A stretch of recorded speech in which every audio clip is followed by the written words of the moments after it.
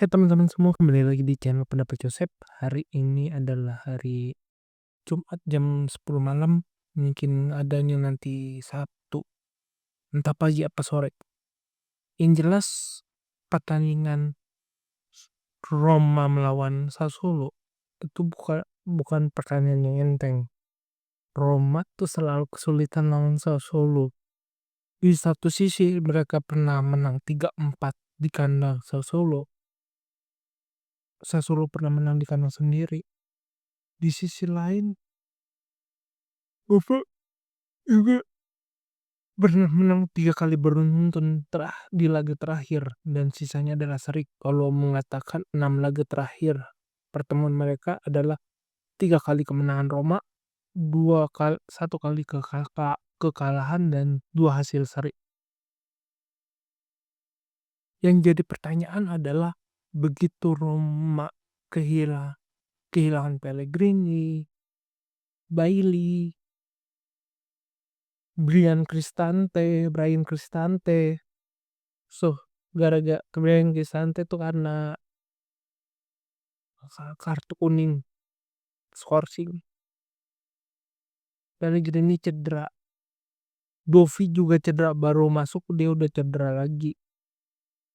Terus ada beberapa pemainnya juga bermasalah dengan cedera selain Bailey, Pellegrini, dan Bove juga masih masalah jantung. Sedangkan kalau di kubu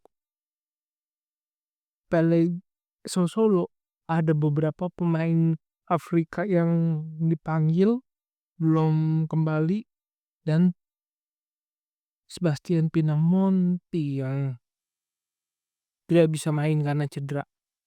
Tapi Nejema Matic main, J.I.J main, Domenico Berardi main. Jadi kalau secara struktur tim, kedua tim ini nggak banyak kekurangan. Mungkin Roma banyak kekurangan di sektor penyerangan dan pertahanan. Untuk itu, Roma harus mendisiplinkan sisi bertahan, karena kuncinya di sana. Karena melawan Sassuolo nggak bisa ugly win. Kita harus ada identitas di dalamnya, karena Sassuolo adalah tim yang punya identitas sepak bola menyerang juga. Kalau bisa diskursusnya, si Sassuolo adalah tim yang gak mau atau gak sudi kalau melawan tim yang ditempatkan dia sebagai underestimate.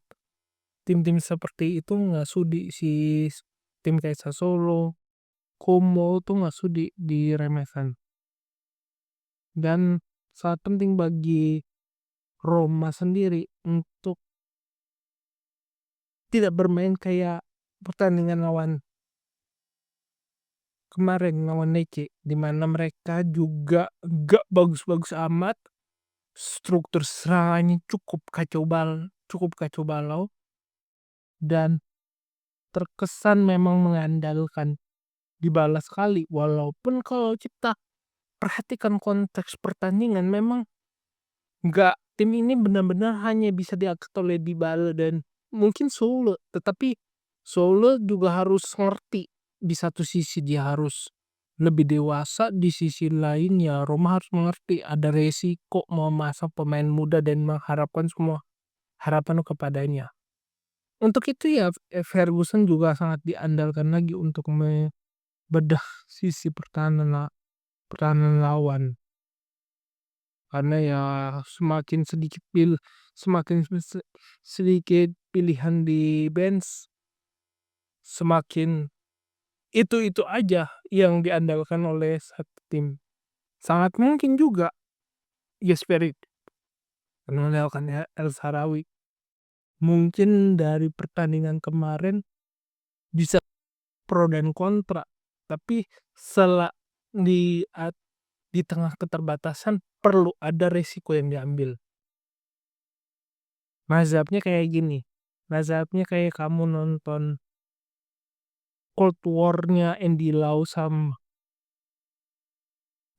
sama Aaron Kwok itu, Aaron Kwok yang filmnya ada Chow Yun-fat itu kan sempet ada dibilang di waktu yang kritis perlu ada pilih keputusan yang eks kritis. Ya seperti itulah Gasperi ini sekarang.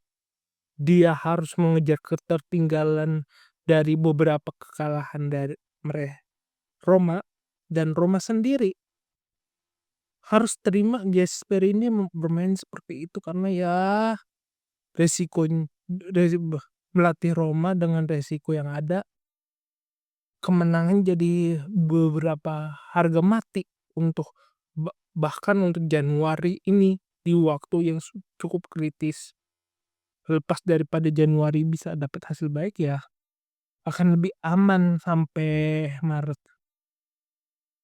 Dan Sassuolo juga bukan lawan enteng karena ada Nemanja Matic, Nicolo Berardi yang bisa mengangkat satu tim ini menjadi lebih atraktif. Pertandingan kemarin adalah bukti bagaimana Sassuolo tidak boleh diremehkan. Jangan pedulikan kesalahan mereka melawan Juventus.